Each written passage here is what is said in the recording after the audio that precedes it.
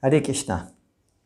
Hier, le 23 janvier 2020, j'ai assisté à un séminaire très intéressant organisé par l'Institut Bhaktivedanta de Bhubaneswar. L'intervenant était le docteur Vignesh Krishnan Kuti, un scientifique d'origine indienne qui habite à Singapour. Le thème du séminaire était « Who am I ?» Qui suis-je? Le but de comprendre plus profondément quelques aspects fondamentaux de cette question importante pour nous permettre d'aller plus vers une société où il y a plus de paix et d'harmonie.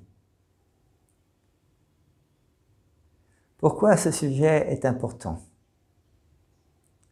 D'abord, on peut voir qu'il y a différentes perspectives. Par exemple, pour nos parents, l'enfant, quel que soit l'âge, il est toujours très important. Il y a une relation qui est établie entre les parents et l'enfant. Pour la société, ça dépend. Quelquefois, l'être est important s'il apporte quelque chose de manière significative à la société, s'il met ses qualifications au service de la société. Et s'il ne les met pas, l'individu n'a pas beaucoup d'importance. Par exemple, pour nous, en tant qu'individu, quelquefois on peut penser qu'on est une personne très très importante, la personne la plus importante du monde entier, ou quelquefois on peut penser également qu'on n'a aucune valeur. Les hauts et les bas. Maintenant, la question qu'on peut se poser, c'est comment on peut utiliser la science pour mieux comprendre qui sommes-nous.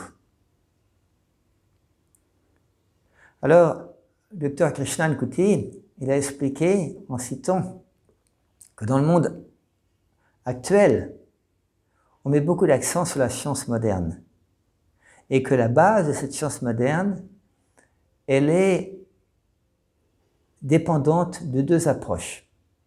L'une, c'est la perception des sens, on appelle ça pratyaksha en sanskrit, et la deuxième, c'est anumana, c'est-à-dire l'inférence. Anumana, c'est le mot sanskrit pour inférence. La science moderne a fait beaucoup d'avancements pour nous aider à mieux comprendre le corps. Par exemple, au niveau de la médecine, de la biologie, comment fonctionnent tous ces éléments, les organes dans le corps. Mais la question qu'on peut se poser, c'est sommes-nous uniquement ce corps? Est-ce qu'on est capable de percevoir, d'étudier, d'assimiler quelque chose qui est au-delà de la perception de nos sens? La perspective védique ou védantique explique que répondre à cette question « qui suis-je » est la question la plus importante.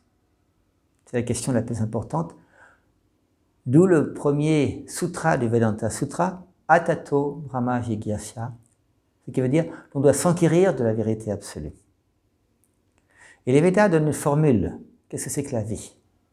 Les Védas expliquent que la vie est constituée de 3 éléments. Le premier, c'est les éléments grossiers, le corps, qui est formé de 5 éléments. La terre, l'eau, le feu, l'air, l'éther. 3 éléments subtils. Le mental, l'intelligence et le faux ego. Et cet élément spécifique qu'on appelle spiriton dans le langage scientifique, qu'on peut également appeler l'âme, l'atma, dans le langage védique. Ces 3 éléments sont très importants à comprendre. On voit que le corps, lui, il a un début et une fin. Dans le corps, on a des éléments comme l'ADN, on a des cellules, des atomes, on a des organes, on a différentes choses. La biologie, qui est la science de la vie, peut nous aider à comprendre tout ça de manière plus profonde. Mais le corps, on voit qu'il toujours il change, il n'est jamais constant. Il a un début et une fin, et il est fait de matière. Tandis que le corps subtil, lui, le mental, l'intelligence et le faux ego, il est plus subtil, bien entendu, que le corps grossier, mais également il est matériel. Et la Bhagavad Gita explique très bien ce point-là dans le 7e chapitre de la Gita, le chapitre 7 qui s'appelle la connaissance de l'absolu. Dans le verset 4, Krishna explique la terre, l'eau, le feu, l'air, l'éther, l'intelligence, le mental, l'intelligence et le faux ego. Ces 8 énergies matérielles sont miennes mais sont distinctes de moi. Là, Krishna explique les énergies matérielles, c'est-à-dire formées corps grossier et mental subtil. Et dans le verset suivant, le verset 5 de ce même chapitre, Krishna explique « Ô Arjuna, au bras puissant, outre cette énergie inférieure, il est une énergie supérieure qui m'appartient également. Elle comprend les êtres vivants qui exploitent les ressources de la nature matérielle. » Et c'est ça, cette énergie supérieure de l'être, l'atma ou le spiriton.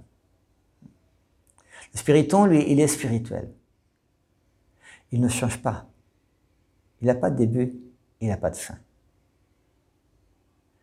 Si on a assimilé ces points, maintenant on peut aller plus profondément dans ce sujet en essayant de comprendre comment la matière agit avec la vie. Alors, le docteur Krishnankuti, il a expliqué, il a pris un exemple, une voiture. La voiture est faite de matière. Par elle-même, elle ne bouge pas, la voiture. S'il y a un conducteur dans la voiture va pouvoir avancer, reculer, faire différentes manœuvres. Le conducteur dans la voiture dirige la voiture. De la même manière, l'âme ou le spiriton dirige le corps matériel qu'on a sur nous. La perception védantique de la vie, c'est d'établir une relation avec Dieu ou avec la divinité de manière générale. Les Védas expliquent qu'il y a 3 approches de Dieu, 3 étapes de Dieu. Brahman, l'énergie impersonnelle, Paramatma, l'énergie localisée dans le cœur de chacun, et Bhagavan, Dieu la personne suprême. Par conséquent, c'est important de connaître qui sommes-nous pour pouvoir approfondir notre relation avec l'être suprême. Sinon, comment on va pouvoir faire ça? C'est pour ça que cette question de connaître, comprendre qui on est, elle est importante. Parce qu'elle va nous permettre de comprendre la relation entre le corps, le mental et l'âme, et également, elle va nous permettre de développer une fraternité universelle. Actuellement, dans le monde, nous avons beaucoup de races de gens différents, de croyances, de cultures, de religions différentes. Et on voit que beaucoup de personnes se battent dû à ces différences. Mais le fait de comprendre notre nature spirituelle essentielle donne un aspect commun envers tous les êtres de cette planète. Et comment maintenant on peut savoir comment on peut comprendre que le savoir védique, il est véridique? Tout simplement, on voit que on peut avoir quelques approches, quelques éléments de réponse à cette question importante en voyant tout le travail qui a été fait sur les expériences près de la mort, l'expérience de se souvenir de sa vie passée, régression dans la vie. On voit que différentes personnalités, comme le docteur Jan Stevenson, il a fait beaucoup d'études, de recherches dans ce sujet-là. Il a étudié plus de 3000 personnes, 3000 enfants qui se sont souvenus de leur vie passée. C'est pour ça qu'on ne peut pas assimiler qu'est-ce que c'est que le spiriton avec la science moderne. La science moderne se limite uniquement à ce qu'elle perçoit, avec les sens ou l'inférence. Mais elle ne va pas à un niveau supérieur. Tandis que la science des Védas nous donne un processus descendant qu'on appelle Shabda. Et on ne peut pas comprendre les Écritures nous-mêmes avec notre mental matériel.